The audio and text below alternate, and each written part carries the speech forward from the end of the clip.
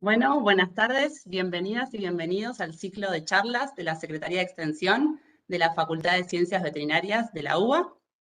Mi nombre es Alejandra Muñoz, soy subsecretaria de Extensión y hoy vamos a comenzar con este ciclo de charlas que comenzaron de manera virtual, digamos, debido a la pandemia, y si bien la facultad ya estamos trabajando de manera presencial, vimos que tuvieron grandes ventajas. Estas charlas llegaron a muchas más personas y a lugares diferentes, ¿sí? A muchos más lugares. Entonces decidimos desde la Secretaría de Extensión continuarlas con esta modalidad virtual, ¿sí?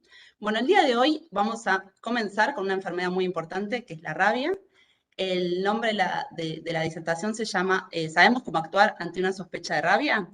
Y los disertantes son Gustavo Martínez, que es veterinario, especialista en magíster, ¿sí? Él es jefe del Departamento de Zoonosis Urbanas, de la Dirección de Epidemiología y Control de Brotes del Ministerio de Salud de la Provincia de Buenos Aires.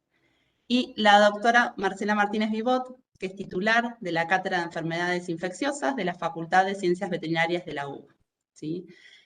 Bueno, la idea, Gustavo armó su presentación en base también muchas de las preguntas que ustedes fueron escribiendo en la ficha, en el formulario de inscripción. Así que bueno, espero que luego de esta charla todos sepamos cómo actuar ante una sospecha de rabia, ¿sí? Bueno, Gustavo, los dejo con vos y bueno, gracias a ambos por estar en esta charla hoy. Bueno, muchas gracias. Antes de empezar la charla, primero quiero agradecerles a vos, Alejandra, por la invitación y a vos también, Marcela. Para mí es un orgullo participar de estas jornadas y más con un tema que a tanto nos interesa y bueno, que vengo trabajando hace bastante tiempo. Así que, bueno, como recién dijo Alejandra, las preguntas, si tienen algunas puntuales, sí, como ya se vienen haciendo, voy a tratar de responderlas a medida que desarrollo la charla. Pero bueno, las cosas que no se llegaron a abordar las podemos plantear a lo último. La charla vamos a iniciarnos, sí, hablando de la situación epidemiológica actual que tenemos de la rabia, tanto en la provincia de Buenos Aires como en la ciudad autónoma de Buenos Aires. ¿Cuáles son las medidas de prevención y profilaxis que tenemos que tener en cuenta? ¿Y cuál es nuestro rol como veterinarios dentro del equipo de salud, ¿sí? Para preservar la salud humana? Bueno, voy a compartir la charla.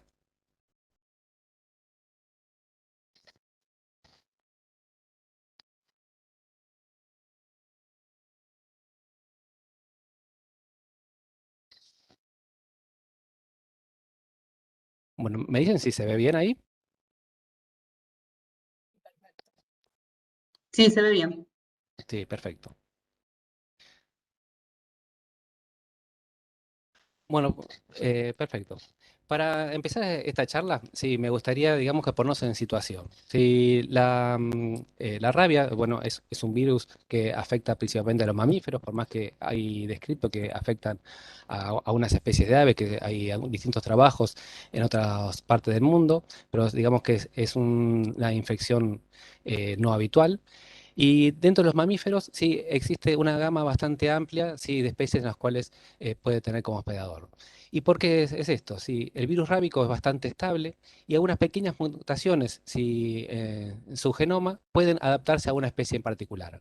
¿Qué quiere decir esto? Si cada una de esas adaptaciones se denomina variante antigénica y una vez que desarrolla la enfermedad puede transmitirla sí, a otras especies, sí, por más que no sea su reservorio natural.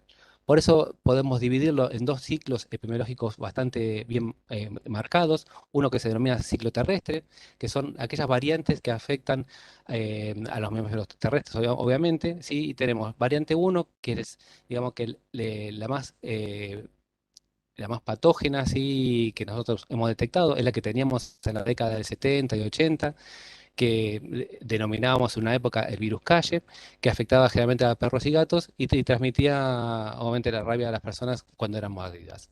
Por un lado tenemos esta variante, después tenemos las variantes antigénica 2, que son las que afectan a los cánidos silvestres, principalmente la tenemos en el norte de nuestro país, principalmente en Chaco.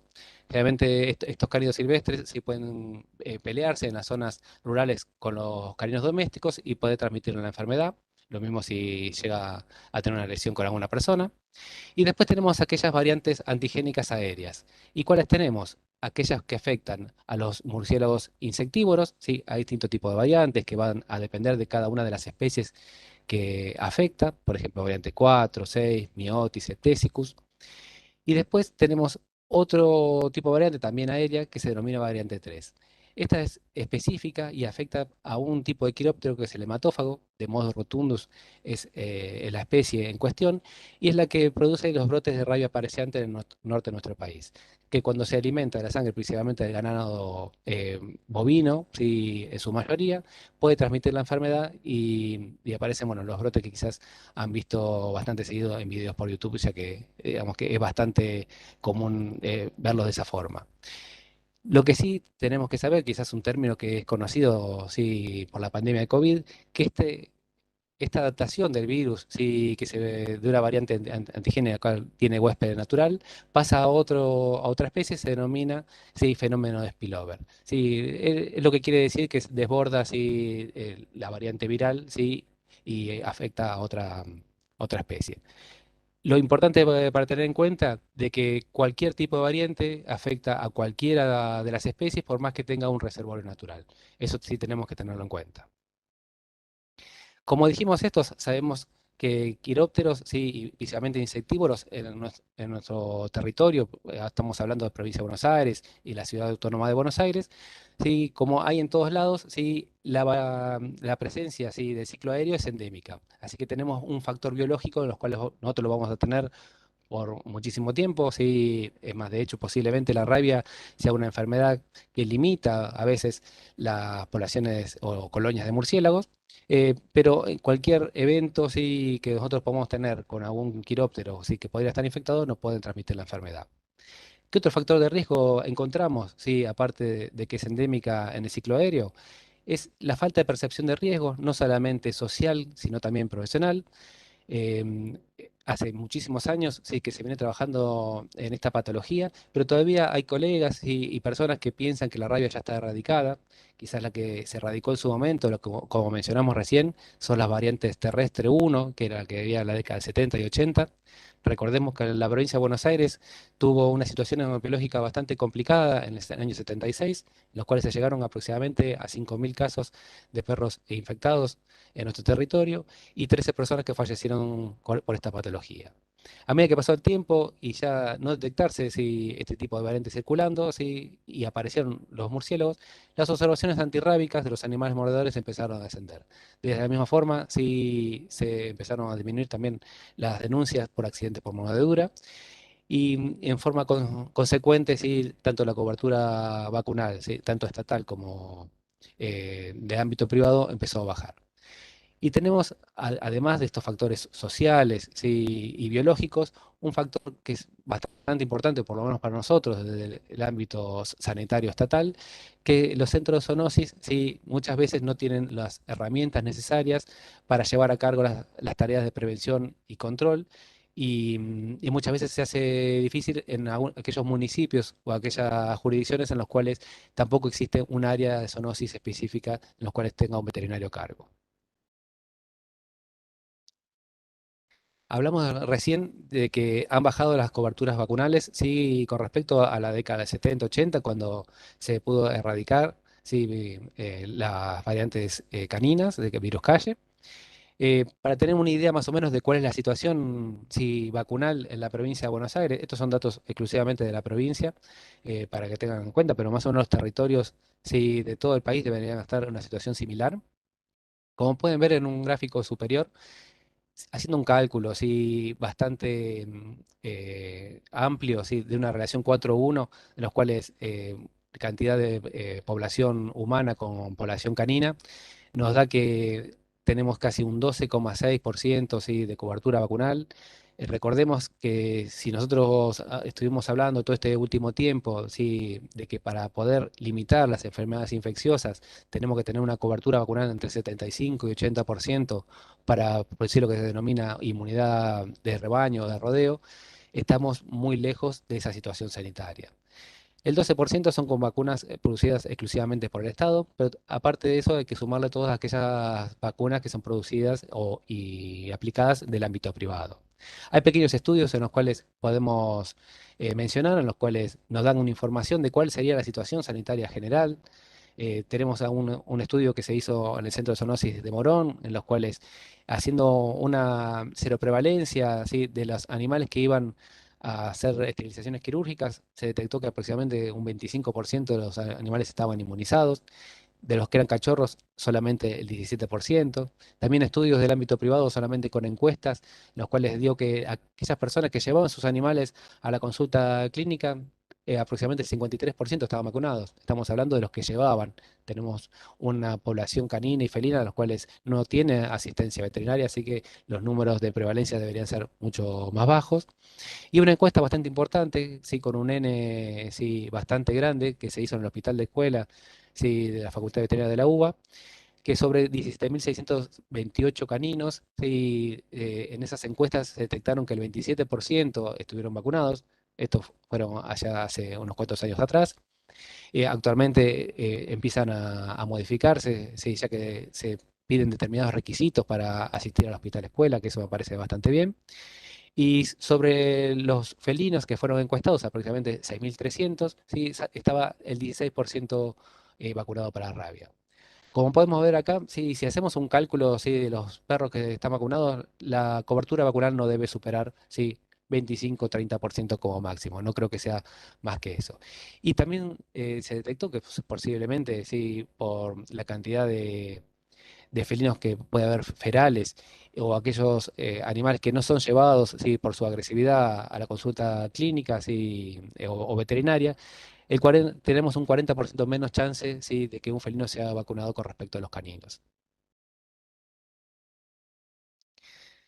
Entonces, bueno, hablamos del riesgo sanitario, sí, de que tenemos una situación epidemiológica en las cuales tenemos circulando, sí, variantes de murciélagos, sí, y tenemos baja cobertura vacunal. Esto lo que hace es predisponer a aquellas especies, hablando domésticas principalmente, perros y gatos, a que si tienen contacto con un animal positivo, por ejemplo, murciélago, o un animal que ingrese del área endémica, por ejemplo, de Bolivia, sí, con una variante terrestre, y tiene contacto con alguno de nuestras mascotas, puede encontrar la enfermedad.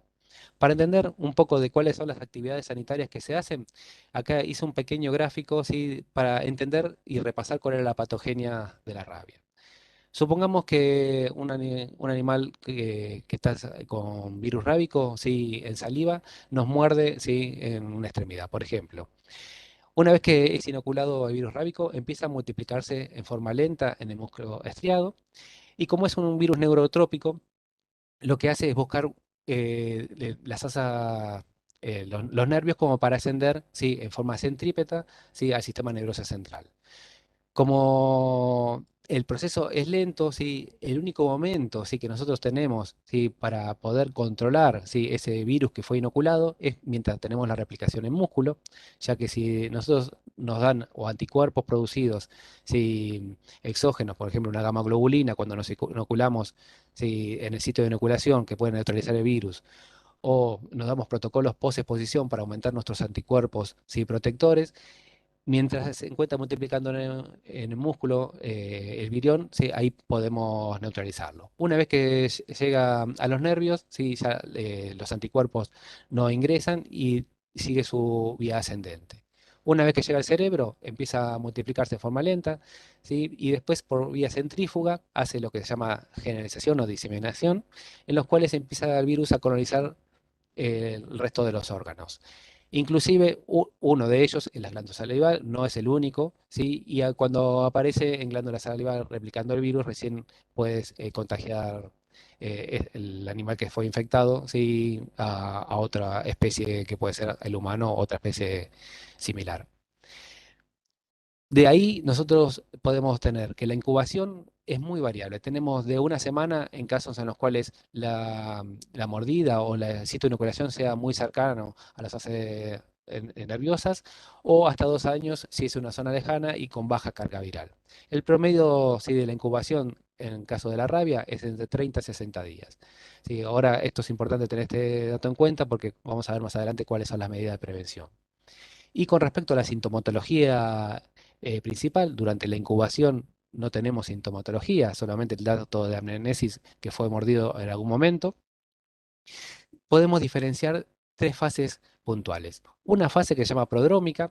Esta fase tarda entre 24 y 48 horas, es muy cortita, ¿sí? Y lo que sí es importante que a pesar de no tener casi síntomas, sí, a veces quizás algún síntoma muy vago como anisocoria, sí, o algún problema así para la deglución, pero muy leve, se encuentra virus en saliva. Una vez que terminan estas 48 horas, a más tardar, sí, empieza con una fase furiosa que puede durar aproximadamente 3 días. Ahí sí empieza con, con síntomas, ahora que los vamos a ver más adelante, sí, de agresividad, en los cuales el animal quiere morder a cualquier objeto, sí, no hace falta que sea una persona, puede ser cualquier objeto inanimado, se mueva o no se mueva.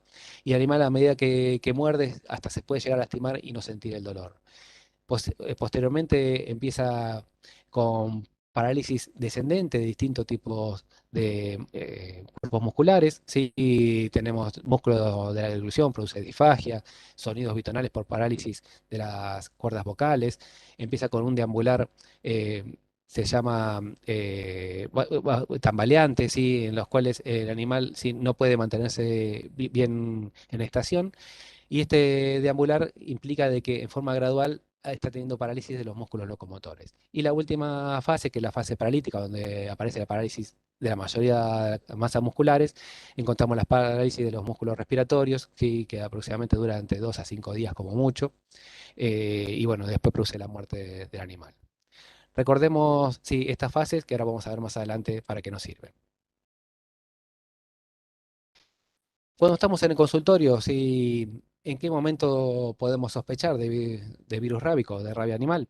Recordemos que enfermedades neurológicas hay muchas, sí, y la rabia quizás ahora, en este momento, no es la más común, pero sí la que tenemos que tener bastante presente, por lo que ya mencionamos anteriormente. Y por un lado podemos mencionar aquellos síntomas neurológicos que son compatibles con la enfermedad. No tenemos síntomas patognomónicos en sí. Sí. Dentro de ellos podemos mencionar anisocoria, sí, disfagia, dijimos sonidos bitonales o afonía, ataxia, incoordinación al caminar, eh, la mordida indiscriminada y después signos de paresia, sí, distintos miembros. Como podemos ver, esto lo produce un montón de enfermedades neurológicas. Ahí tenemos diagnósticos diferenciales. Si, por ejemplo, tenemos, si en caninos tenemos el distemper, encefalopatías, si toxoplasmosis o pif en felinos, alteraciones de la conducta, que es lo más prevalente, sí, en los cuales, por lo menos en nuestras estadísticas, de aquellos animales que producen lesiones, sí, más que por problemas de encefalitis, son por alteraciones de la conducta, sí, quizás por el mal manejo, sí, o principalmente por el mal manejo que hace las personas sobre los cachorros y por aquellos animales que quizás son entrenados, sí, para la pelea y no son y no se pueden domesticar. Eso por un lado. Aparte de eso, tenemos que tener en cuenta sí, de que antes de sospechar rabia, tenemos que preguntar si hay antecedentes de vacuna antirrábica, tanto vigentes como vencidas. Todos los casos de lo que denominamos spillover, de aquellos contagios de variantes aéreas a perros y gatos que hemos tenido durante estos últimos 20 años, en ninguno de estas especies ha tenido nunca una vacuna antirrábica. Sí, por lo que se sospecha que la vacuna antirrábica, por más que esté vencida, dé una buena inmunidad. De todas formas, la legislación actual sí, lo que indica es la vacunación a partir de los 3 meses de vida, con refuerzos anuales durante toda su vida. Así que esto es un dato importante a tener en cuenta. Así que si hay presencia de síntomas neurológicos compatibles, no hablo de uno solo porque hay infinidad de síntomas asociado a que falta vacuna antirrábica, podríamos tener en cuenta esta enfermedad. Y si tuvo, o al relato de los dueños, si que tuvo contacto con un murciélago hace más de 2 semanas atrás, podría aumentar el riesgo de transmisión. Así que, bueno, tener en cuenta el tema de preguntar si tiene o no vacuna antirrábica eh, vigente o la tuvo alguna vez en su vida. Si cumple estos criterios, ¿qué debemos hacer y cómo no tenemos que afrontar esta enfermedad? Primero, tenemos que preguntar si que esto estamos obligados por ley, ya que somos agentes sanitarios, si hubo o no lesiones de personas. Si, primero, si le mordió a los dueños o mordió a alguna otra persona. En caso de que pase eso, hay que retener el animal, ¿sí? Y procurar el aislamiento hasta que sea notificado y se haga cargo la autoridad sanitaria local. En la provincia de Buenos Aires, sí, las autoridades sanitarias en zoonosis para que tengan en cuenta, hay 2 áreas de zoonosis en toda la provincia, una que se encuentra en Avellaneda, que se encarga del programa provincial de rabia, que se llama zoonosis urbanas, tenemos otras zoonosis rurales en azul, y a su vez los 135 municipios tienen su centro de zoonosis o centro de veterinario que se encarga de estas actividades. En la Ciudad Autónoma de Buenos Aires, la actividad sanitaria con respecto a la rabia o la lleva a cabo el Instituto de Zoonosis Luis Pasteur, ¿sí? Que, bueno, que viene trabajando hace muchísimos años, que fue la primera en el país que trabajó sobre este tema. Así que primero tenemos indagar si hay personas mordidas, si las sospechas son altas, si no se puede liberar al animal para que vaya a su casa, ya que hay riesgo de transmisión a las personas, hay que retenerlo en lugar de aislamiento, en la veterinaria y notificar a la autoridad sanitaria. Ahí, bueno, tenemos un teléfono y hay un link, de donde se encuentran todos los centros de zoonosis de la provincia de Buenos Aires o aquellos que tienen. ¿Cuáles son las direcciones de teléfono? Ahora vamos a mencionar cómo se buscan. Y otra cosa no menor y es bastante importante es nosotros tenemos un rol importante dentro del equipo de salud y tenemos que manejar éticamente la información sanitaria que le brindamos al dueño. Lo primero, no tenemos que entrar en pánico nosotros, sí tenemos que informar, sí que sospecha de una enfermedad y que por el bien, sí, no solamente de los propietarios, sino de todo el entorno, tienen que traer el tratamiento hasta que se cumplan, determinados plazos que ahora lo vamos a ver más adelante. Y como medida principal, no tenemos que informar, de que tiene que ir a otro lado, para que sea atendido ni hacer las derivaciones. Estamos hablando en caso de sospecha, con los signos que vimos anteriormente. Que tenga anisocoria o un animal, por ejemplo, un felino, no es un signo patognomónico, pueden ser muchísimas enfermedades, neurológicas, por más que no sea, rabia. Dijimos que para la notificación, tenemos distintos métodos. Sí, en la Ciudad Autónoma de Buenos Aires, al Instituto de Zoonosis de Pasteur, en la página de gobierno de la Ciudad de Buenos Aires están los teléfonos y cómo acceder, o si no, pueden acceder ahí en Parque Centenario, que tiene atención de lunes a viernes, en forma continua, más una guardia los fines de semana. Y en caso de los centros zoonosis, de la provincia de Buenos Aires, dentro de la página del Colegio Veterinario de la provincia de Buenos Aires hay un link que se denomina ENO. ENO significa Enfermedades de Notificación Obligatoria, que ahí los veterinarios pueden notificar cualquier evento, que esté dentro de esta lista, o inclusive rabia, pero puede ser un caso de leptospirosis, brucelosis. En otras charlas vamos a indagar un poquito más de esto. Sí, hay toda una normativa que se encuentra en el manual de notificación obligatoria. Y en el apartado que dice portal multimedia de zoonosis, ahí hay información sanitaria importante y justamente hay un link en los cuales acceden a todo el listado del centro de zoonosis de la provincia de Buenos Aires, los teléfonos y la dirección, para que se pueda notificar en forma rápida. Ahora bien, si hay lesiones, ¿cuáles son las primeras medidas que habría que tomar? Recordemos que como veterinarios nosotros podemos asesorar, no indicamos tratamientos ni nada por el estilo. El área humana o la atención primaria, más cercana al domicilio de la persona, es la que se encarga de estas actividades, por más que haya centros de referencia. Lo primero que tenemos que saber de que cualquier herida, de un animal rabioso, lo primero que hay que hacer es lavar la lesión con abundante agua y jabón. ¿Y por qué es esto? El virión lo que se encuentra, es cubierto por una capa lipídica. Cuando entra en contacto con agua y jabón, se empieza a desnaturalizar de forma fácil. Entonces, si nosotros tenemos una lesión, por ejemplo, de un perro que tiene, como es virus rábicos en su saliva, cuando nos limpiamos con agua y jabón, eliminamos la mayor cantidad de partículas virales que se encuentran en la superficie. Así que solamente después nos quedaría por preocuparnos de aquellas que se inocularon en la parte profunda del músculo, que eso lo vamos a hacer con los protocolos de posexposición de vacuna antirrábica. Pero es muy importante informar que se debe lavar la herida con agua y jabón, no hay que poner antisépticos de ningún tipo ni agua oxigenada. Después, el área médica en sí, cuando toma el caso, si puede indicar o no tratamiento médico de la herida, si es que corresponde, depende de la suciedad y la extensión. Sutura, realmente no se sutura, solamente en aquellos casos puntuales donde hay desgarro o laceraciones importantes, solamente para afrontar las heridas. Las heridas por lesiones por moradura no se suturan porque se inflaman bastante. En algunos casos se puede indicar vacuna antitetánica, depende de la suciedad de la herida y si la vacuna antitetánica que tiene uno está vencida o no, eso lo va a decir el médico.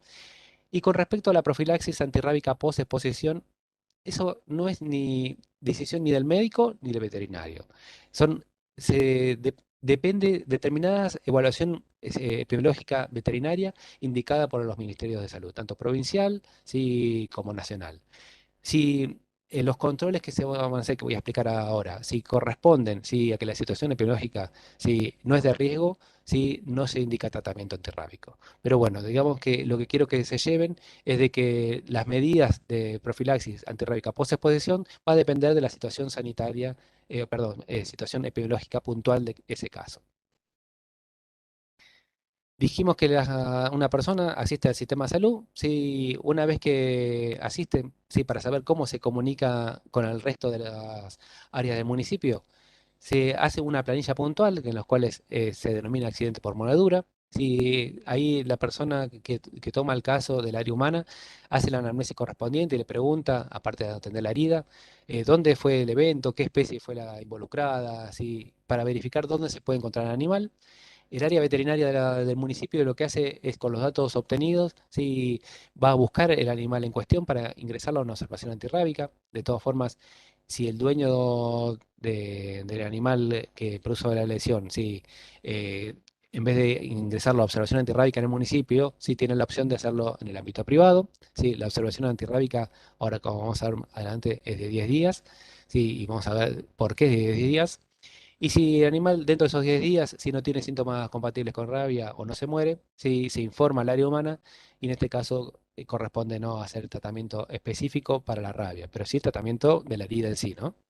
Y después esta información la capta un área epidemiológica, sí, de cada uno de los municipios y se carga en un sistema nacional que se denomina Sistema Nacional de Vigilancia en Salud. Hay un módulo que es el sistema SISA.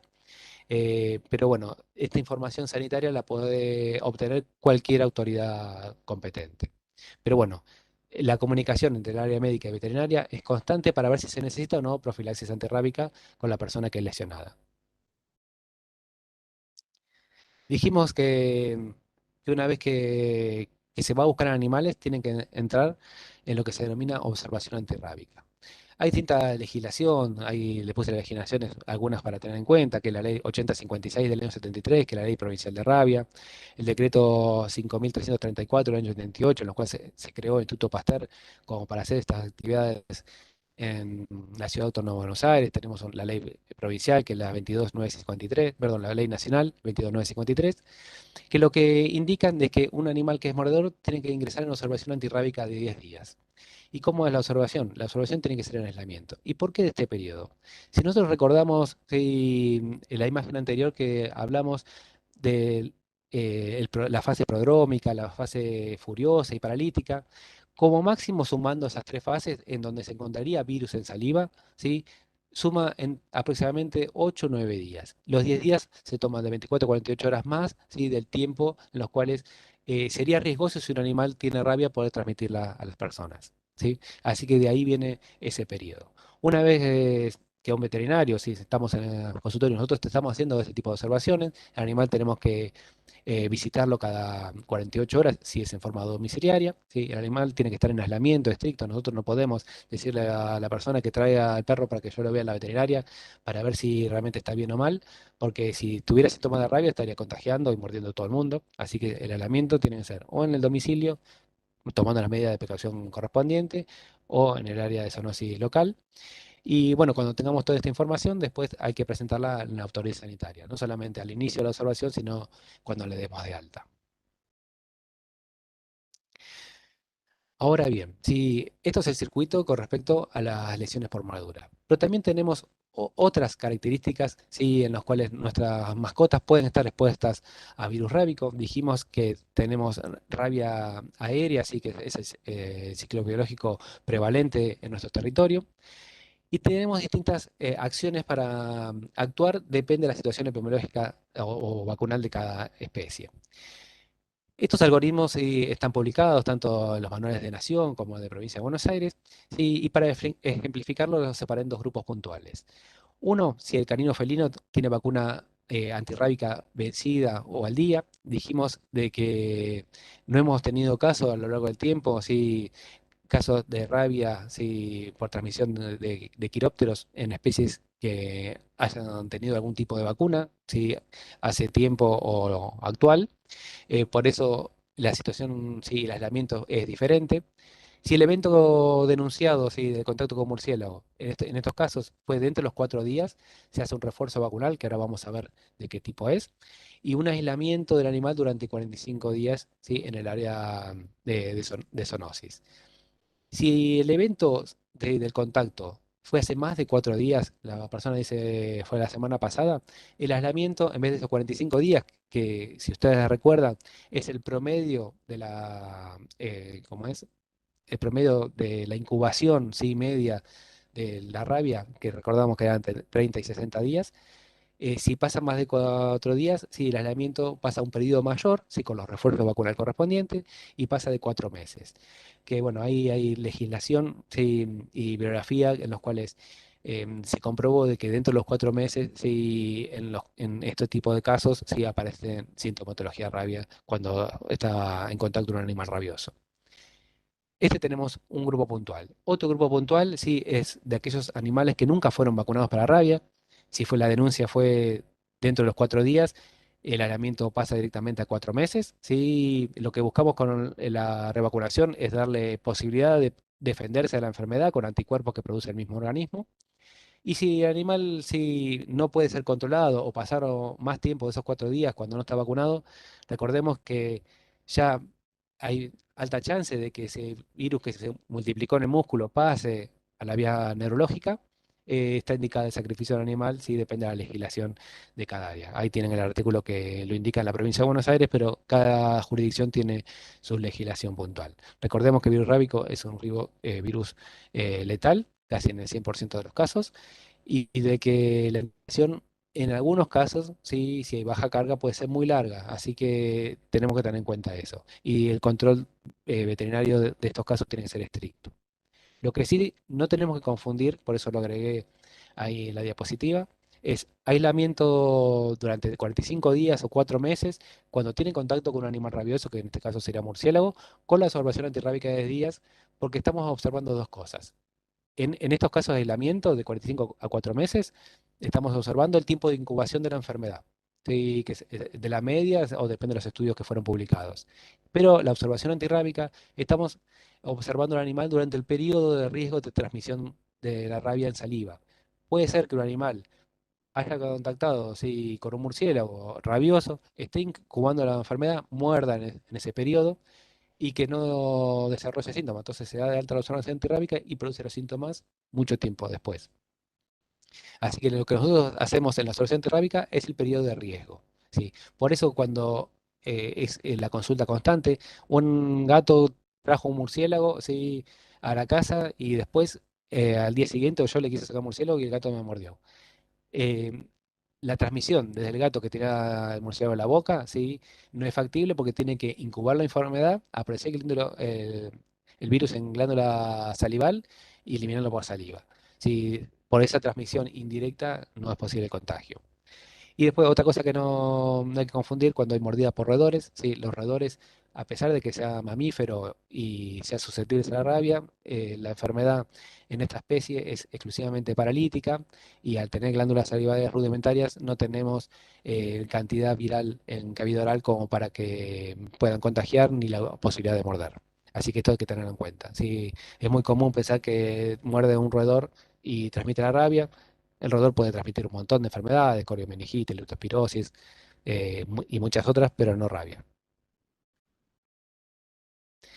Y bueno, hablamos de refuerzos vacunales. ¿Qué tipo de refuerzos vacunales? Lo que presento acá son vacunas que produce el Estado. Hay dos tipos de vacuna. Sí, en la provincia de Buenos Aires es el único lugar donde se encuentra todavía la vacuna tipo Fuensalida Palacio, que la producía en cerebro lactolactante, además de la de cultivo celular, que es la VHK, que es la que se produce a nivel comercial por los laboratorios privados. Actualmente se está haciendo el cambio tecnológico, así que calculo que estas vacunas las vamos a tener sí, por 6 7 meses más, pero después ya pasamos todos al cultivo celular. Pero los protocolos son diferentes porque la potencia de la vacuna es distinta. En caso de células de cultivo celular, que son las mismas que tenemos de producción en los laboratorios privados, el refuerzo vacunal, la guía de Nación dice que hay que hacer una sola dosis, nosotros recomendamos dos, y ahora les voy a decir por qué, y la recomendamos con un intervalo de 7 días en cada uno de ellos. En caso de que fuera protocolo post-exposición con vacuna CRL, que fue en salida Palacio, sí es una vacuna bastante noble, pero como tiene menos potencia, se necesita mayor cantidad de dosis para producir anticuerpos protectores. En este caso son 5 dosis, son 3 dosis días consecutivos, los primeros 3 días, y después refuerzo al día 10 y el día 30, contando del día 0 del primer día de inoculación. Ahí está detallado en qué manuales se encuentra descritos estos protocolos. Y hablamos, sí, de que nosotros indicamos sí, modificar el protocolo de Nación que dice que hay que aplicar un refuerzo vacunal de una sola dosis. Tenemos un estudio que me pareció bastante importante traérselos para mostrárselos. En el Instituto Pasteur sí hizo un relevamiento sí, entre el 2018 y el 2021 de aquellos animales que ingresaban sí, por contacto con quirópteros, sí, y a los 7 días de aplicada una sola dosis, solamente se pudo comprobar que el 88% de los casos tenían anticuerpos antirrábicos protectores. Y bueno, y nos quedaba un 12% sí, restante sí, sin título, que en este caso del aislamiento tendría chance de virus rábico multiplicarse. Por eso el refuerzo a los 7 días aumenta por algo que se denomina así, fenómeno de booster, ¿sí? Aumentar los anticuerpos sí, de forma exponencial, los anticuerpos protectores, para neutralizar el virus. Por eso la recomendación es hacerla un refuerzo a los 7 días. Bueno, ahora bien, sí, para ir terminando sí, y no cansarlos, seguramente haya algunas preguntas que después podamos hablar de aquellos temas que no fueron tenidos en cuenta. Pero lo que quiero mencionar, sí, es que todas estas actividades sanitarias, tanto para la rabia como otras actividades sanitarias por otros eventos de notificación obligatoria, implican que se hagan medidas sanitarias sí, por los sistemas de salud. Hay medidas inmediatas, que pueden ser los controles de foco, en caso que haya un foco de rabia, se hace la vacunación a anillo, que todos lo recordamos, de infecciosas, sí, atención de las personas mordidas, búsqueda de otros animales que tuvieron con contacto. Después también se hacen medidas a corto y mediano plazo, que son medidas de educación sanitaria, difusión sobre la población, georreferenciación de casos, para planificar actividades de vacunación antirrábica o bueno, saneamiento ambiental en caso de que haya que movilizar colonias de murciélagos o investigaciones científicas, sí, en caso que haya que hacer trabajos científicos. Y medidas a largo plazo, que esas, los responsables son los ministerios de salud, tanto provinciales como nacional, sí, sobre modificación o utilización de las normas técnicas. Bueno, como podemos ver, sí, con este pequeño resumen, sí, sobre la rabia, les quiero demostrar cuáles son el rol importante que tenemos los veterinarios dentro del sistema de salud mediante la detección temprana de casos y la aplicación de medidas de prevención y profilaxis adecuadas para minimizar el impacto de todas estas enfermedades en la salud humana. Bueno, gracias por escucharme. Sí, ahora me gustaría escucharlos a ustedes. Voy a dejar de compartir.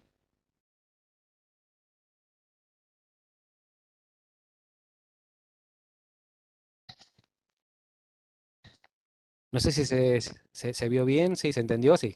Sí, perfecto. Sí, Bueno, perfecto. Marce, ¿querés seguir vos? Y bueno, después vemos preguntas en el chat. bueno, primero agradecerle a Gustavo porque realmente fue tan completo. Yo tenía un montón de cosas que decir que ya las dijo él en un resumen Uf. perfecto que corresponde a un montón de preguntas que me han hecho mis alumnos y exalumnos. Así que una maravilla, porque ya ahora voy a pasar este videíto, este videíto tuyo en la cátedra de enfermedades infecciosas para tener la seguridad de tanto para los docentes como para los alumnos. Bueno, nosotros queríamos agradecerte eso y además contarle a todos que Gustavo ha sido exalumno de enfermedades infecciosas de la Facultad de Veterinaria de la Universidad de Buenos Aires, así que es un orgullo tenerlo porque siempre que hay algún problema es tan lindo poder compartir con un colega que haya sido exalumno, así que bueno, le agradecemos muchísimo a Gustavo. Bueno, yo simplemente quería contar cómo la cátedra de enfermedades infecciosas tiene a la rabia como una situación especial dentro de la unidad temática de enfermedades que afectan al sistema nervioso. Y es importante también porque tenemos videos, seminarios, tenemos situaciones problemáticas reales que nos mandan exalumnos, y tenemos un campus virtual muy actualizado que actualizamos siempre en bibliografía, que en este caso vamos a poner como bibliografía la que nos contó Gustavo. También, por otro lado, nosotros tenemos un proyecto de voluntariado en Villa Soldati, donde hacemos todo lo que sea relacionado con zoonosis. Y bueno, el Instituto de Zoonosis Luis Pasteur nos aporta y nos dona vacunas antirrábicas, y nosotros trabajamos dentro del concepto de una salud con veterinarios, con psicólogos y con gente que es de la parte de educación, para poder concientizar a la comunidad sobre cuál es la forma de prevención de la rabia, y además se hace la vacuna antirrábica anual. Por otro lado, explicar por qué en realidad le damos esta situación tan particular de rabia dentro de esta unidad temática de enfermedades que afectan al sistema nervioso. Y bueno, por un lado es tremendo saber que es una enfermedad que tiene prácticamente un 100% de letalidad y que sin embargo sea 100% prevenible. O sea, es muy raro todo esto, ¿no? Es complicado, pero muy raro. Después también, bueno, porque es una zoonosis que produce la encefalomielitis, que produce aproximadamente 60.000 muertes de personas humanas por rabia, y generalmente entre el 95 y el 99% producida por mordedura de perro. Y también algo nuevo, digamos, horrible, pero que fue el año pasado, en el 2021, el caso de rabia en un humano, producida por, por gato, pero la variante murciélago, y hace 40 años que en provincia de Buenos Aires no existía la rabia humana. Así que eso es muy triste, pero justamente nos impulsa a hablar un poco más sobre rabia. Y después comentarles que, bueno, la OMS, la OIE, la FAO y la Alianza Global para el Control de la Rabia establecieron un plan estratégico para poner fin a la rabia humana transmitida por perros en el año 2030, y que lo llama Unidos contra la Rabia, Cero para el 30. Y bueno, en esto se basa en 3 pilares, que son los que nosotros también tenemos que colaborar, que es la vacunación masiva de los perros, que es la que tiene más impacto, que ya lo nombró Gustavo, la vigilancia epidemiológica y el acceso a la población a la profilaxis post-exposición, porque hay muchos países y muchas zonas, como dijo Gustavo, que no podemos, que no hay, digamos, insumos como para poder estar muy tranquilos con esto. Y bueno, y finalmente aclarar que, o compartir lo que hay una reducción, como mostró de reducción de la rabia en caninos y un aumento de la rabia en quirópteros, pero esto es porque ha aumentado la vigilancia epidemiológica de la rabia aérea. Y sin embargo, que seguro que mis amigos del PSMA me deben estar mirando, que es el programa de conservación de murciélagos argentinos, hay que decir que no todos los murciélagos tienen rabia, y que en esos lugares que a mí me cuentan que es espantoso, que me cuentan en zonas rurales, se encuentran una cueva con rabia y con murciélagos, y queman para matar a todos los murciélagos. No debe ser así, es un tema que después hay que tratarlo, pero que, digamos, importante saber eso, que los murciélagos son muy beneficiosos para muchas otras cosas, pero que la vigilancia epidemiológica que se está haciendo últimamente en la Argentina ha sido muy buena y muy positiva, porque ha habido mucha cantidad de murciélagos. Bueno, y volver a decirle a los estudiantes y a los veterinarios que concienticen a la comunidad, concienticen a sus vecinos, concienticen a los dueños de que tengan mascotas en la vacunación de perros y de gatos, como dijo el estudio que mostró Gustavo, que gatos había muchos menos vacunados, y que, bueno, se incentive la vigilancia epidemiológica y el acceso de la población a la profilaxis post-exposición. Así que, bueno, simplemente eso quería hacer porque estuvo tan claro Gustavo, que creo que no hay lugar para más. Gracias, Marce. Qué importante que menciones todas las actividades. Muchísimas gracias a ambos, Gustavo, y la verdad que fuiste clarísimo, gracias, y Marcela también, como siempre. Acá tengo unas preguntas que les leo. Bueno, primero que nos agradecen por continuar las charlas de esta manera, de manera virtual, desde Río Negro, así que la verdad que con eso vemos que realmente llegamos a varios lugares, ¿sí? Bueno, una de las preguntas es: ¿cuál es la justificación de los 4 meses de aislamiento, ya que el periodo de incubación puede ser de hasta 1 o 2 años? Por ejemplo, si el animal a los 6 meses da positivo. O sea, ¿cuál sería la justificación? Sí, mira, justamente sobre ese tema, ahí yo puse los datos biográficos, después les comparto si quieren la presentación. La OPS es una recomendación de la OPS que le hizo al Ministerio de Salud de la Nación, sí, de que casi en el 95% de los casos, sí, en 4 meses, sí, el caso de rabia es sintomatológico. Los casos son muy esporádicos, sí, fuera de ese periodo, pero es real, sí, hasta 2 años puede llegar a haber. Depende de muchas situaciones, de la carga viral, dónde se hace la inoculación. Pero bueno, es una norma técnica, sí, implantada, sí, por nuestro Ministerio de Salud y obviamente por recomendaciones de la OPS, así que nosotros deberíamos cumplir eso. Si uno se quiere aumentar ese periodo, debería tenerlo a todos los animales de 2 años, pero bueno, no es así. Bárbaro. Otra de las preguntas es, ¿cómo logran la observación del animal en localidades donde no cuentan con caniles? Como los centros de zoonosis, digamos. Se hace en forma domiciliaria. El centro de zoonosis tiene la potestad no solamente de hacerlos dentro del centro de zoonosis, si es que tuviera caniles, sino lo puede hacer en forma domiciliaria, si cumpliendo el aislamiento sí, correspondiente. El aislamiento es realmente que el animal no pueda escaparse ni tenga contacto sí, con perros vecinos ni con la misma familia. A eso llamamos aislamiento. Aislamiento no es que está en la casa, sale a comer a la vereda, porque si no, no es nada. Pero sí, se puede hacer de forma domiciliaria, sí, no solamente por ámbito privado, sino estatal también. Bárbaro. Y otra pregunta es, ¿qué hacemos cuando llega a la veterinaria un animal que tiene sintomatologías compatibles con rabia? Sí, o sea, ese momento, digamos, ¿cómo manejarlo aparte de hacer la denuncia? No, algo importante, sí, y hago mea culpa, así como que veterinario que trabaja en clínica, ¿no? Como veterinarios, a veces la bioseguridad que tenemos, si hacemos los controles clínicos, es muy baja. Si no, deberíamos usar guantes para cualquier examen clínico. Y después está, no, uy, me di cuenta que puede ser rabia y le metí la mano en la boca, así la mano desnuda, sin protección. Y sí, y de paso, sí, durante la consulta me la vi a la cara. Y esas consultas pasan todos los días de colega. Sí. Nosotros deberíamos ser más cuidadosos, ¿sí? Pues eso por un lado con la bioseguridad, ¿no? Para en caso que realmente sea rabia, eh, digamos que uno ya tiene la mitad de las acciones sí, ya cubiertas. En caso que realmente haya síntomas cuando el animal está, que quiere masticar todo, hay que dejarlo atado si es posible o encerrado en algún lugar hasta que la autoridad sanitaria sí se haga presente. Hacer la notificación, todo lo que corresponde. Van a preguntar qué pasa de noche y bueno, van a tener que dejar la noche en algún lugar, sí. Estamos hablando de un riesgo, sí, de muerte, ¿no? Estamos hablando de eso. Pero bueno, depende de qué jurisdicción sea, si en algunos lugares hay guardia y otros no. Pero tiene que estar en aislamiento hasta que lo puedan, vengan a retirar, ¿no? Bárbaro. Otra de las preguntas es el protocolo de refuerzo vacunal de 1 o 2 dosis con vacunas de cultivo. ¿Para quién es? ¿Para qué especie? No, pues eso es para cualquier canino o felino con o sin vacuna, sí. El único que se modifica, por ejemplo, hablando de contacto con murciélago, ¿no?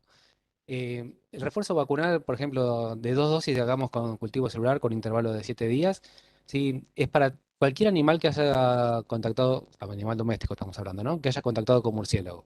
El murciélago puede estar disponible para diagnóstico o haber desaparecido, ¿no? O lo tiraron o se voló. Solamente lo único que se modifica es el tiempo de aislamiento, por lo que hablábamos recién. Si 45 días, si tiene alguna vacuna previa, o 4 meses, que es la recomendación en caso que nunca haya tenido vacuna. Si vos decís, bueno, es parecido a los protocolos que se hacen en humanos, sí, es parecido, en algunas circunstancias parecido. De hecho, todos somos mamíferos, digamos que tiene todo, digamos que una explicación inmunológica de por qué se hacen estas hiperinmunizaciones.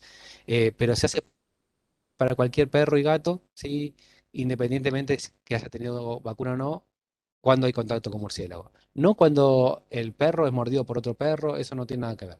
Generalmente, como tenemos variante aérea, si suponemos si el animal, el quiróptero no está disponible para diagnóstico, que pueda tener rabia. Entonces, en ese caso ese es el protocolo.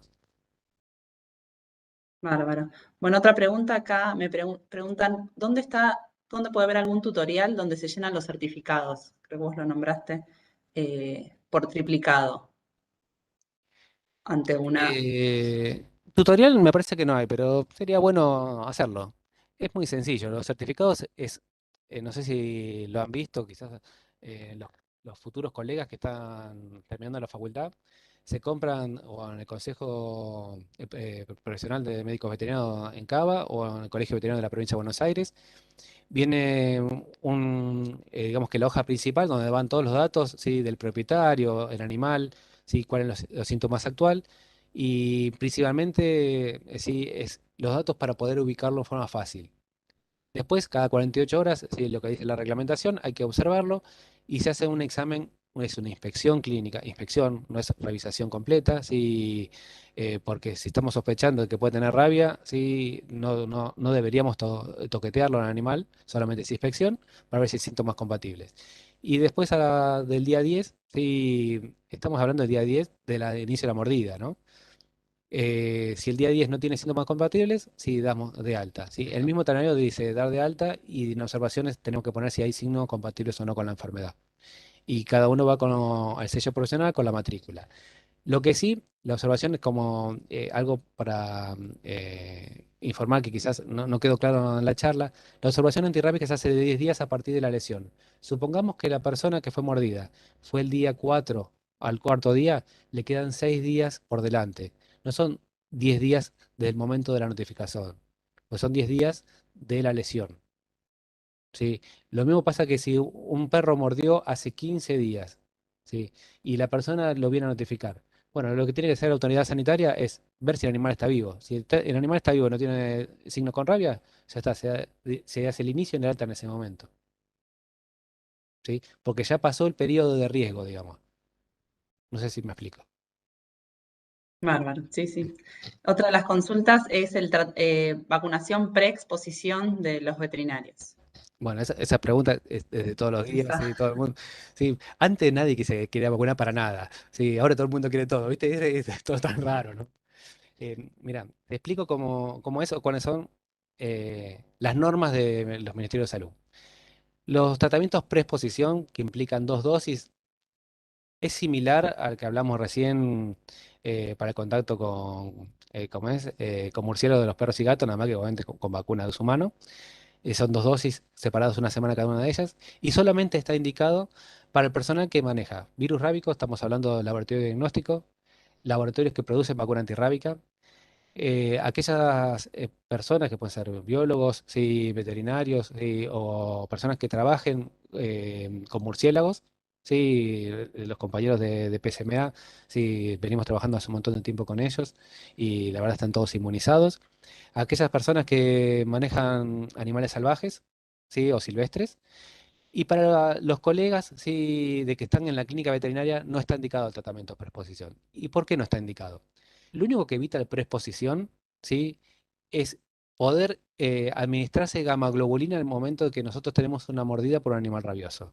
¿Sí? Si nosotros nos muerde un animal rabioso, por más que tengamos un tratamiento previo, tenemos que cumplir todas las dosis correspondientes, que son 4 dosis post-exposición. ¿Sí? Entonces, por eso no está indicado. Si nosotros tenemos como es el animal en la consulta, sí, y nos muerde, ahí sí, el animal entra en observación antirrábica, que lo puede hacer vos como veterinario si la persona lo quiere, o en el área de zoonosis local, pero uno tiene contacto con esa especie, sí, perdón, con ese individuo. Es diferente, sí, cuando es un animal silvestre que en los cuales muerde y después vos no sabés el paradero y sí o sí tenés que hacer el tratamiento en el momento. Por eso en los colegas sí no se está indicado el tratamiento preexposición, porque lo único que evita es el tratamiento temprano con gamma globulina. Sí, tiene eh, como una explicación médica, inmunológica, que quieren después la vemos, pero para los veterinarios no está indicado, sí. Porque no evita el tratamiento post-exposición, sinceramente por eso. Bárbaro. Bueno, continúo con las preguntas. Tenemos varias. Acá otra persona pregunta, ¿qué observamos en la observación de 10 días? Bueno, lo que observamos es síntomas compatibles con la enfermedad. Si durante ese periodo empieza empieza, ¿no? O ya viene anisocoria, y después empieza de forma progresiva, con sonidos bitonales, problemas para caminar, empieza a morder los barrotes donde está aislado, o si se le acerca algo, empieza, como es, a agredirlo, y empieza después con síntomas de parálisis progresiva, esos son síntomas compatibles con la enfermedad. Observamos ese listado de síntomas neurológicos. Están en las guías también. Muchas veces hemos tenido casos de que hay animales que tienen sociopatías, ¿sí? En los cuales el animal quiere masticar todo y no tiene síntomas neurológicos. Eso se lleva a otro tratamiento después de conducta animal. Pero tenemos que ver que estos signos sean progresivos. Si cuando empiezan los signos, la rabia, una vez que empieza con síntomas neurológicos, se muere.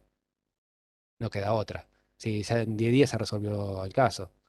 Sí, eso es lo que se observa, que aparezcan los síntomas y la evolución de lo mismo. Bárbaro. Bueno, una pregunta más. Me preguntan acá sobre las vacunas post-exposición, luego si es necesario realizar título de anticuerpos y recibir refuerzos posteriores. ¿Sí?